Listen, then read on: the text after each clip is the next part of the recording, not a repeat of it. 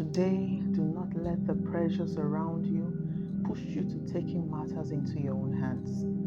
Jesus, despite his relationship with Lazarus and his family, waited to move till he saw God move, even though when he did, everyone had lost hope as Lazarus had been buried 4 days. Isaiah 31:1, woe to those who go down to Egypt for help and rely on horses, who trust in chariots because they are many, and in horsemen because they are very strong, but do not look to the Holy One of Israel or consult the Lord. The Egyptians are man and not God, and their horses are flesh and not spirit. When the Lord stretches out his hand, the helper will stumble, and he who is helped will fall, and they will all perish together. Like birds hovering, so the Lord of hosts protects Jerusalem. He will protect and deliver it. He will spare and rescue it.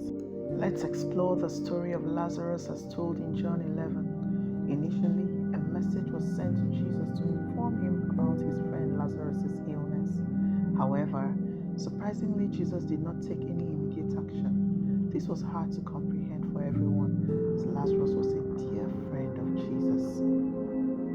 It took him an entire week to get to Lazarus' home, and by this time, Lazarus had been dead 4 days.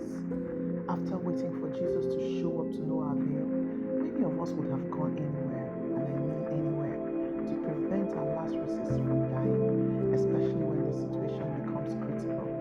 Because as far as we are concerned, nothing dies in our hands. But sometimes, death needs to occur so that we may believe and have a chance to put our faith in him.